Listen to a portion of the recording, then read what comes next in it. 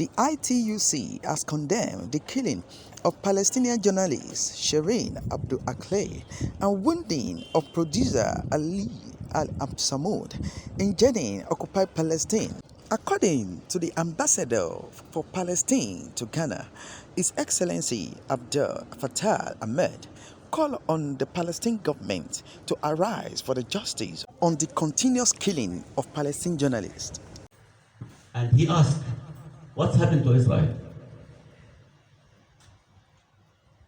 There is no normal person can attack funeral. Funeral for died person. The Israelis people losing their feeling, or they become stupid, or the two. Israel looking to Shireen Abu Akleh after she died like enemy. This is Shlomo Eldar. He is one from the Israeli journalists, and he said the Israelis should ashamed from themselves. What's the Palestinian people want? We are only called for the two-state solution. All the world support the two-state solution. Israel refused the two-state solution and refused the one-state. And Israel want to continue this occupation to our land and my people. And she want to continue this apartheid against my people. We are looking for self-determination. We are looking for international protection for my people and for our journalists. And we are looking to end this occupation from our lands, because I like my people and we are like to live in peace. About the Nakba Day. The Nakba Day, all the Palestinian people in the world today, they commemorate this day with very big demonstration in the world. In America and European countries, some of the African countries. This day started in 1948, when Israel started to occupy our lands. On that day, she occupied 78 from our lands. And after that, in 1967, another war from Israel, and they occupied all Palestine. All my people living under the Israeli occupation. Our president, our government, our ministers, our families living under the Israeli occupation. But we are feeling in our heart, we are free. From inside, we are free because of our believing this is our land. So, from 1948, the Palestinian people did not forget their lands. The Israelis think in that time that the older will die. The older will die. And that our children will forget of Palestine as their country. No, no, no, no. All our fathers teach us the history and the geography of Palestine. We cannot forget our lands. We cannot forget our geography. We cannot forget our history. I teach my children everything about my country. All the Palestinian fathers teach them about the history and the geography of Palestine. Our suffering is too much. If they are talking, in the media, all these things about the Ukrainian people since 2 months or 3 months now, what about the Palestinian people suffering inside Palestine, in Lebanon, in Jordan, in Syria, in Ghana, in every country in this world, suffering more than 74 years now under the Israeli occupation? But believe me, Palestine will stay. Also speaking at the event was the PR and campaign for ITUC, Mrs. Na Ayele. In her address, said that the consistent killing of Palestinian journalists has become a criminal act, which calls for an urgent investigation to ensure the accountability in order for those responsible in this act should be brought to justice. Of an upsurge in violence in recent weeks, with dozens of Palestinians, including 8 children and 18 Israelis killed since 22nd March. The killing of Shireen Abu Akleh and the wounding of Ali Al Samudi are criminal acts, and we call for an urgent and thorough independent investigation to ensure accountability, and that these or those responsible are brought to justice. Israel's continuing and illegal occupation and the treatment of Palestinians, including those seeking work inside Israel, are the root causes of anger and resentment. It is only by ending the occupation and negotiating a two-state solution in line with the relevant UN Security Council resolutions that peace can prevail and the injustices be brought to an end, said ITUC General Secretary Shireen Abu Akleh.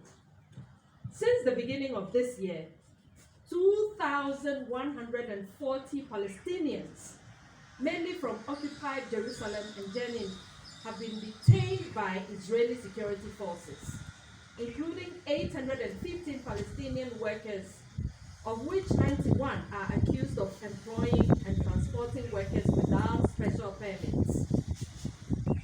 This week, 27-year-old Palestinian worker Mahmoud Sami Khalil Aram was killed as he passed through an opening in the wall erected by Israel, and like many Palestinians, he had tried to enter Israel without permit to seek work as an undocumented worker. The ITUC's Palestinian affiliate, the PGFTU, has highlighted the plight of many Palestinians who have to work in Israel due to high unemployment in Gaza and the West Bank. Low wages, poor working conditions are common, and the PGFTU states that 67 Palestinian workers in Israel have died due to poor occupational health and safety in the past year. And so the point really is an ordinary worker, colleagues from the media, you and I are working. And just for the simple reason that, let's say Ghana has been occupied, we can't work anymore, and we have to be documented to find work. And for us in the trade union movement, it's a big deal. It's a big deal because otherwise, how do you feed your family? And I do know that if all of us join voices, we have a stronger voice. This occupation continues if we all shut up. And I think we shouldn't. We should talk. Whatever corner we find. Also speaking at the event was the Member of Parliament, Honorable Samuel Okudzeto Ablaka, called on Palestinian government to respect the sovereignty through acknowledgement of human rights of the people of the Palestine, and also commend the Israeli Human Rights Organization for their outstanding with one voice in order for the justice to prevail. Even in her death, she re-echoed what should be the scar on the conscience of humanity. She died in Jenin, reporting the harassment, the brutalities that were taking place at that refugee camp. To be described as a refugee in your own homeland, in your own country, is perhaps the worst form of indignity that any people can suffer. And as Ghanaians who have suffered colonialism, who have gone through slavery, we can relate to this injustice that our Palestinian brothers and sisters are going through. For people in their own country, in their own homeland, they do not have dignity when they are alive. They do not have dignity in death. And even during their burial, they cannot have dignity. That is what we saw when even Shireen's casket came under mindless attack. Her pallbearers attacked, the hairs carrying her body attacked, ransacked, because they claimed they saw a Palestinian flag. What is criminal about holding the Palestinian flag, as we are all doing here today, and as we all have around our necks today? Her hearse was attacked because the plane decided that the windscreens of the hearse smashed. Her casket had to fall to the ground. We all saw that harrowing footage. Right in the church, the worship center.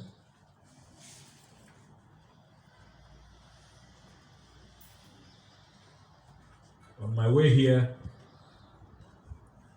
I heard a statement issued from the Vatican, endorsed by all religious organizations in Israel, particularly the Catholic faith, who described what happened at her funeral service as an affront to religious freedom. I salute religious leaders of the world for at least finding their voice this time around. This is not a religious battle. Shireen was a Christian. Many people don't know that there are more Christians among the Palestinians than there are Christians in Israel. And one of the major highlights of Shireen's story is that she is, even in her death, smashing all the myths and destroying all the propaganda that the West have concocted for many, many years, which many people are swallowing hook, line, and sinker. Today, and be silent about what Bennett is doing, we cannot say that sovereignty must be respected, that human rights must be held dear, and yet the Palestinian people are not made to enjoy all these basic legal rights. So on behalf of the NDC caucus in Parliament, I express the profound and unalloyed solidarity of our caucus. I bring you very warm greetings. A journalist in the open, reporting live, you've all seen the videos, to be an aggressor.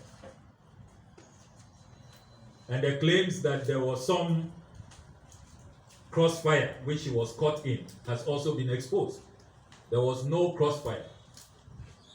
There were no exchange of gunfire. We have seen clearly what transpired. So we demand justice.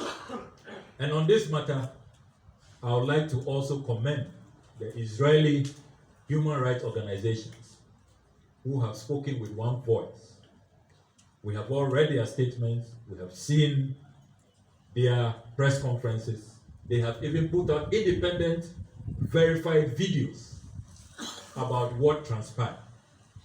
And they have distanced themselves from their own government